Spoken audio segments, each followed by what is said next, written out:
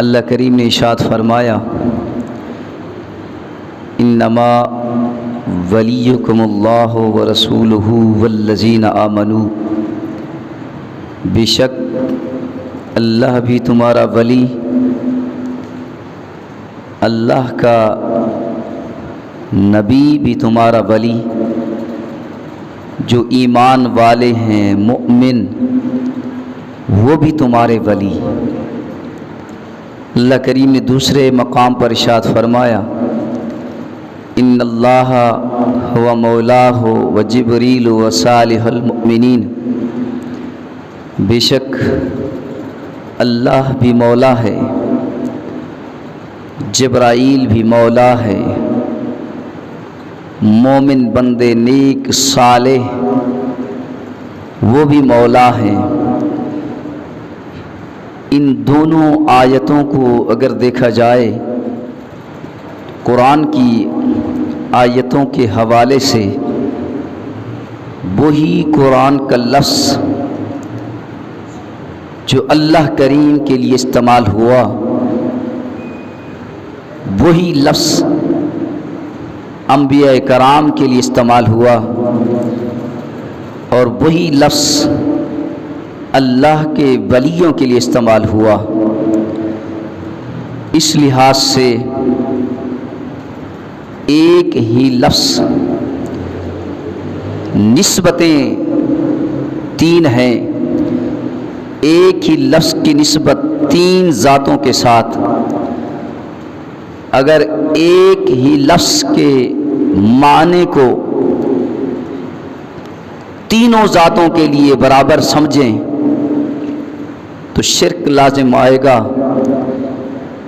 فرق نہیں کر سکیں گے، اس لیے کہ خدا خدا ہے، نبی نبی ہے اور ولی ولی ہے۔ انما ولیکم اللہ ورسولہ والذین آمنوا، اس آیت میں لفظ سے ولی خدا کے لیے بھی استعمال ہوا ہے، نبی کے لیے بھی استعمال ہوا ہے، اور مومن بندے صالح نیک کے لیے بھی استعمال ہوا ہے۔ اگر ولی کے ایک ہی معنوں کو تینوں ذاتوں کے لیے استعمال کریں تو شرک آئے گا، تو لا محالہ فرق کرنا پڑے گا کہ اگر اسی ایک لفظ کا ایک ہی معنی مراد لے کر تین ذاتوں کے لیے اپنی اپنی نسبت سے اگر ہم اس لفظ کے معنی کو مراد لیں گے تب بات بنے گی۔ مثلا اللہ نے فرمایا انما ولیکم اللہ ورسولہ والذین آمنوا، بے شک اللہ بھی تمہارا ولی، اللہ کا نبی تمہارا ولی، اور اللہ کے نیک بندے بھی تمہارے ولی۔ اسی ولی کی نسبت اگر خدا کی طرف ہو تو خدا اپنی وحدانیت میں، اپنی الوہیت میں ولی ہے۔ اگر اسی ولی کی نسبت نبی کی طرف ہو تو نبی اپنے مقام نبوت کی حیثیت سے ولی ہے۔ اگر اسی لفظ سے ولی کی نسبت کسی ولی کی طرف ہو تو وہ ولی اپنی ولایت کی حیثیت سے ولی ہے۔ اسی طرح فرمائے ان اللہ هو مولاہ وجبریل وصالح المؤمنین، اللہ بھی مولا ہے، جبرائیل بھی مولا ہے، صالح بندے نیک بندے مومن بندے بھی مولا ہے۔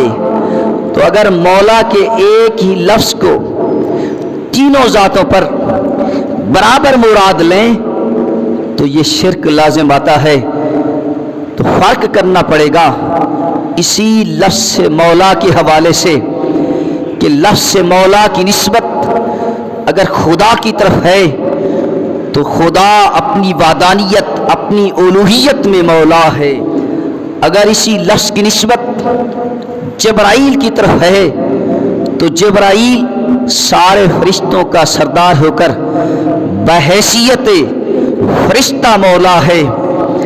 اگر اسی مولا کی نسبت صالح المؤمنین نیک بندوں کی طرف نسبت ہے تو نیک بندے بحیثیت ولایت مولا ہیں، بحیثیت مولا، ولایت بحیثیت ولایت مولا ہے۔ اسی طرح مولا کا معنی کیا ہے؟ بہت سارے معنی ہیں مولا کے۔ مولا کا کیا معنی ہے؟ ایک معنی عرض کر رہا ہوں جو علامہ اشرف علی تھانوی نے ترجمہ کیا، اسی ترجمے کو آپ کے سامنے عرض کر رہا ہوں۔ مولانا اشرف علی تھانوی نے مولا کا معنی کیا ہے کارساز۔ مولا کے اور بھی معنی ہیں، بہت سارے معنی ہیں۔ ایک معنی مثال کے طور پر آپ کو عرض کر رہا ہوں کہ مولا، انہوں نے معنی کیا مولا کا معنی ہے کارساز۔ کارساز، اور کارساز کسے کہتے ہیں؟ کارساز اسے کہتے ہیں جو کام بنانے والا ہو، کام بنانے والا ہو۔ کام بنانے والے کو کارساز کہتے ہیں۔ اور اللہ کریم وہ ذات ہے جو سارے کام بنانے والا ہے، دنیا کو بنانے والا ہے، کائنات کو بنانے والا ہے، زمین و آسمان کو بنانے والا ہے، انسان و جنات کو بنانے والا ہے، ساری مخلوقات کو بنانے والا ہے۔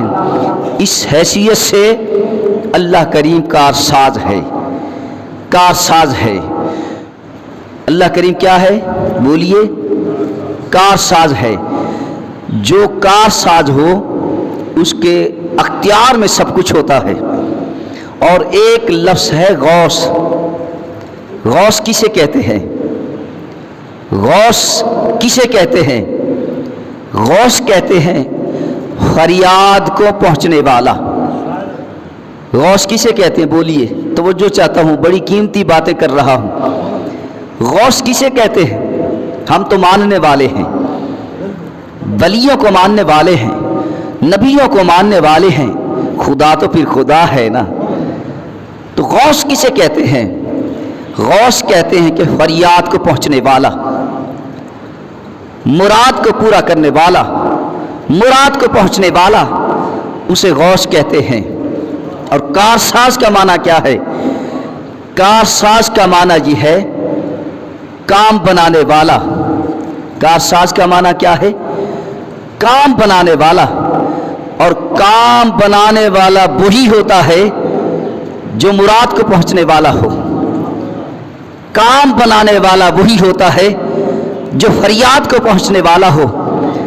اس لحاظ سے اللہ کریم اگر کارساز ہے تو اللہ کریم غوث بھی ہے۔ اللہ کریم اگر کام بنانے والا ہے تو اللہ کریم فریاد کو بھی پورا کرنے والا ہے، فریاد کو بھی پورا کرنے والا ہے۔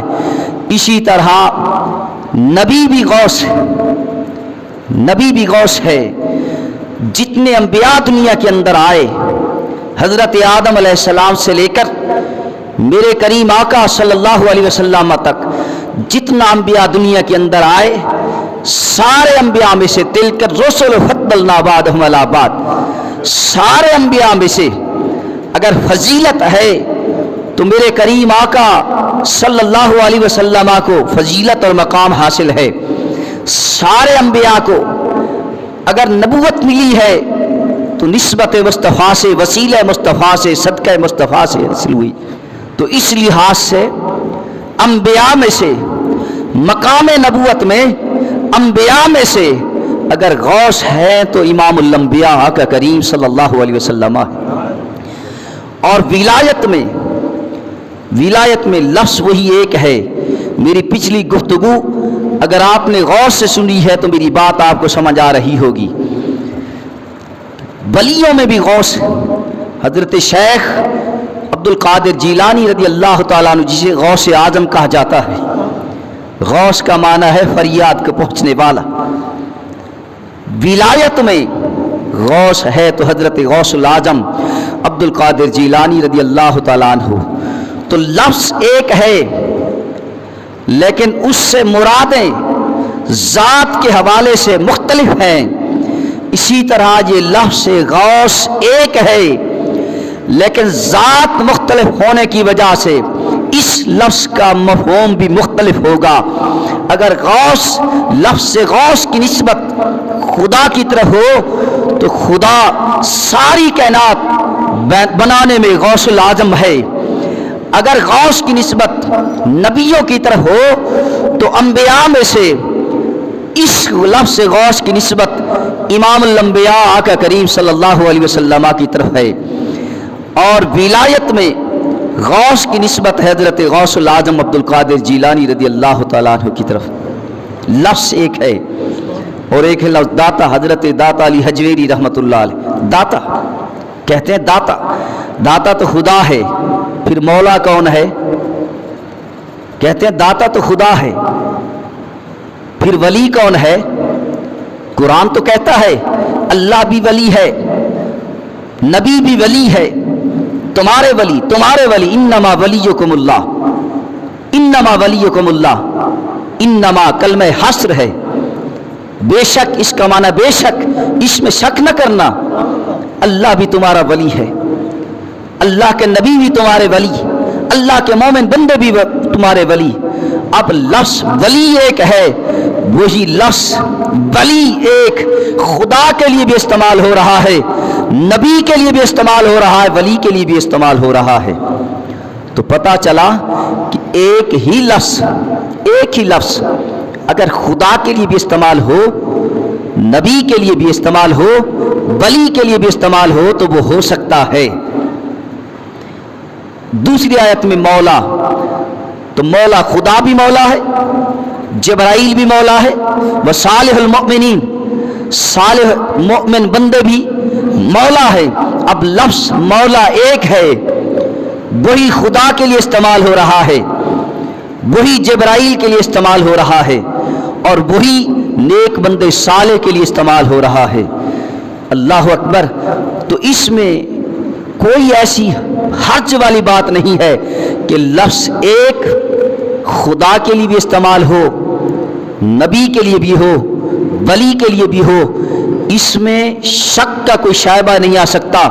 اس لیے لفظ ایک ہو کر اس کی نسبت خدا کی طرف ہو تو معنی اور ہوگا، اسی ایک لفظ کی نسبت نبی کی طرف ہو تو معنی اور ہوگا، اسی لفظ کی نسبت ولی کی طرف ہو تو مراد اور معنی اور ہوگا.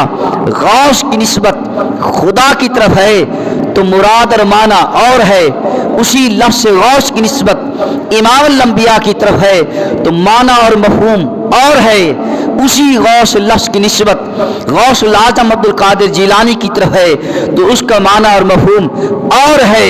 تو اسی طرح لفظ داتا، خدا بھی داتا ہے، نبی بھی داتا ہے، میرے داتا بھی داتا ہے. اسی لفظ سے داتا کی نسبت خدا کی طرف ہو تو اس کا معنی اور ہوگا، اسی لفظ سے داتا کی نسبت اگر نبی کی طرف ہو تو اس کا معنی اور ہوگا، اسی لفظ سے داتا کی نسبت داتا علی حجویری کی طرف ہو تو اس کا معنی اور ہوگا، اس کا معنی اور ہوگا. لفظ ایک. یہ صلاۃ ہے، نماز، ہم نماز پڑھتے ہیں، اسے کہتے ہیں صلاۃ، عربی میں صلاۃ کہتے ہیں. اسی لفظ کو اگر غور سے پڑھیں دیکھیں، اسی لفظ سے صلاۃ کی نسبت اگر خدا کی طرف ہے، صلاۃ ہم کہتے ہیں صلاۃ یہ ہمارے لیے ہے، ہم کہتے ہیں صلاۃ سے مراد دعا ہے، نماز، صرف یہیں تک جانتے ہیں. اسی لفظ سے صلاۃ، لفظ سے صلاۃ جسے ہم دعا اور نماز کہتے ہیں، اسی لفظ سے صلاۃ کی نسبت خدا کی طرف رہے تو اسی لفظ سے صلاۃ کا معنی اور ہے. اگر اسی لفظ سے صلاۃ کی نسبت فرشتوں، ملائکہ کی طرف ہے تو اسی لفظ سے صلاۃ کا معنی اور ہے. اسی لفظ سے صلاۃ کی نسبت اگر پرندوں کی طرف ہے تو اس کا معنی اور ہے. اگر اسی کی نسبت فضاؤں کی طرف ہے، ہواؤں کی طرف ہے، اس کا معنی اور ہے. اگر اسی لفظ سے صلاۃ کی نسبت ہم انسانوں کی طرف ہے تو اس کا معنی اور ہے. لفظ سے صلاۃ لفظ ایک ہے نسبت کے بدلنے سے اس کا معنی بھی بدل رہا ہے، نسبت سے۔ تو اس لحاظ سے لفظ داتا پر بھی کوئی اعتراض نہ کرے، ورنہ قرآن کی آیت پر اعتراض آتا ہے۔ لفظ داتا پر کسی کا کوئی اعتراض نہ آئے، لفظ غوث پر بھی کسی کا اعتراض نہ آئے۔ اگر لفظ داتا یا لفظ غوث پر کوئی اعتراض کرتا ہے تو پھر لفظ مولا اور لفظ ولی کا کیا جواب دیں گے؟ لفظ مولا وہ بھی قرآن سے ثابت ہے، خدا کے لیے، جبرائیل کے لیے، نیک بندوں کے لیے، اور لفظ ولی بھی قرآن سے ثابت ہے، انبیاء کے لیے، ولیوں کے لیے، خدا کے لیے ایک ہی لفظ استعمال ہو رہا ہے۔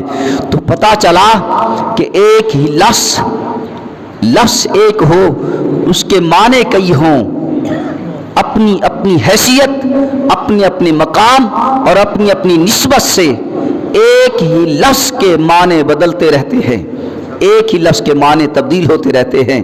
حضرت خواجہ عثمان ہارونی رحمۃ اللہ علیہ جس قصبے میں رہتے تھے، حضرت خواجہ عثمان ہرونی جس قصبے میں رہتے تھے اس قصبے کا نام ہے ہرون۔ ہرون، بعض کہتے ہیں کہ ہارون، اور بعض آج کے عرف عام میں ہارون پڑھتے ہیں۔ حضرت خواجہ عثمان ہارونی یہ خواجہ اعظم، مرشد اعظم، سلطان الہند، ولی الہند حضرت خواجہ معین الدین اجمیری سنجری چشتی رحمۃ اللہ علیہ کے پیر و مرشد ہیں، پورے مرشد، پیر و مرشد حضرت خواجہ عثمان ہرونی۔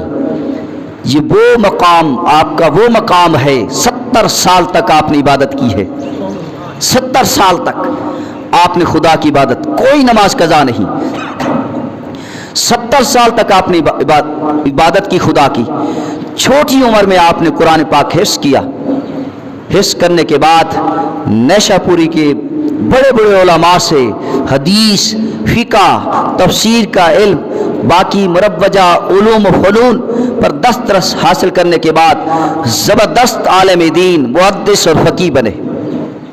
حضرت خواجہ عثمان ہارونی رحمۃ اللہ علیہ دو دعائیں کیا کرتے تھے، دو دعائیں آپ اکثر دو دعائیں کیا کرتے تھے، اور وہی دونوں دعائیں اللہ کریم نے قبول فرمائی۔ حضرت خواجہ عثمان ہارونی حضرت پیر شریف زندنی رحمۃ اللہ علیہ کے مرید ہیں۔ حضرت خواجہ عثمان ہرونی رحمۃ اللہ علیہ اکثر دو دعائیں کیا کرتے تھے۔ دو دعائیں یہ ہیں، آپ فرمایا کرتے تھے، یا اللہ مجھے مکہ مکرمہ میں موت نصیب ہو، میرا مدفن مکہ مکرمہ میں بنے، یہ دعا کیا کرتے تھے۔ اور دوسری دعا حضرت خواجہ معین الدین اجمیری چشتی رحمۃ اللہ علیہ کے حق میں آپ یہ دعا کیا کرتے تھے کہ اے اللہ میرے اس فرزند، اس بیٹے معین الدین کو وہ مقام ولایت عطا فرما کہ جس کو آج تک کوئی ولایت اس جیسی عطا نہ کی ہو۔ حضرت خواجہ معین الدین اجمیری رحمۃ اللہ علیہ کو جو مقام ولایت اللہ کریم نے عطا فرمایا، آپ کے شیخ کریمانہ کی دعا سے عطا ہوا، آپ کی شیخ سے عطا ہوا، آپ کے شیخ کی دعا سے آپ کو عطا ہوا۔ دنیا کے اندر، کائنات میں، تاریخ میں مشہور و معروف شخصیت حضرت خواجہ معین الدین اجمیری رحمۃ اللہ علیہ کہ جس کی تاریخ اور جس کی ہستی تاریخ کی محتاج نہیں، ہر شخص جانتا ہے کہ حضرت خواجہ معین الدین اجمیری کی شخصیت کیا تھی۔ اللہ اکبر، حضرت خواجہ معین الدین اجمیری رحمۃ اللہ علیہ کو یہ مقام ولایت اور یہ عظمت مقام شیخ کی دعا سے ملا کہ سلسلہ چشتیہ کے بہت بڑے چشم و چراغ بنے حضرت خواجہ معین الدین اجمیری رحمۃ اللہ علیہ۔ اور حضرت سید السادات حضرت سید پیر امیر عبد الواحد بلگرامی رحمۃ اللہ علیہ فرماتے تھے کہ حضرت خواجہ عثمان ہرونی رحمۃ اللہ علیہ کو اللہ کی بارگاہ میں مقام محبوبیت بھی حاصل ہے، مقام مقبولیت بھی حاصل ہے، مقام محبوبیت بھی حاصل ہے۔ مقام مقبولیت بھی حاصل ہے۔ آپ فرماتے ہیں کہ حضرت خواجہ عثمان ہرونی رحمۃ اللہ علیہ جب بھی نماز پڑھتے، نماز مکمل ہونے کے بعد غائب سے آواز آتی، اللہ کریم فرماتے کہ اے میرے بندے مانگ کیا مانگتا ہے، مانگ کیا مانگتا ہے۔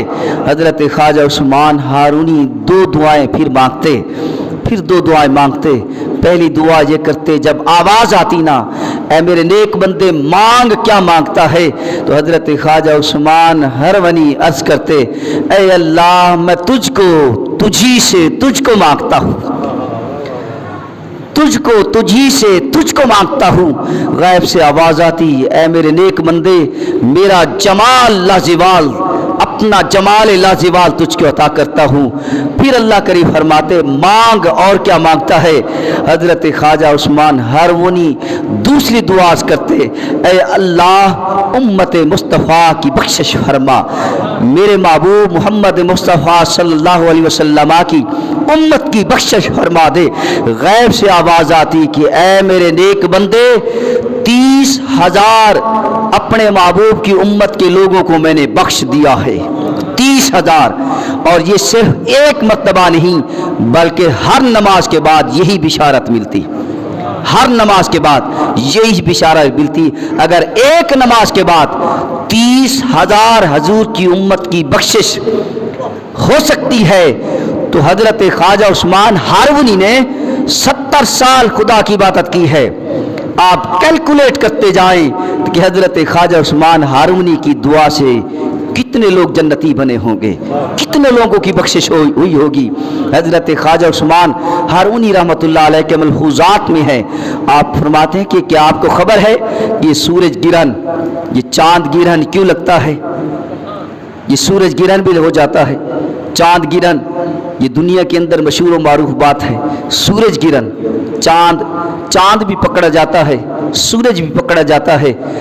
ہمارے عرفی زبان میں سورج پکڑا جائے تو اسے کہتے ہیں سورج گرہن، چاند پکڑا جائے تو کہتے ہیں چاند گرہن۔ آپ نے فرمایا کیا آپ کو پتا ہے کہ سورج گرہن اور چاند گرہن کیوں لگتا ہے؟ یہ اس لیے لگتا ہے، لوگوں نے عرض کیا حضور آپ بتائیں، آپ نے فرمایا یہ اس لیے لگتا ہے جب لوگوں کے گناہ زیادہ ہو جائیں تو پھر یا تو سورج گرہن لگتا ہے یا چاند گرہن لگتا ہے۔ جب لوگوں کے گناہ زیادہ ہو جائیں تو یا سورج گرہن لگتا ہے یا چاند گرہن لگتا ہے۔ اللہ والوں کی صحبت اختیار کریں، اللہ والوں کی صحبت سے بہت کچھ تربیت اور فیض ملتا ہے۔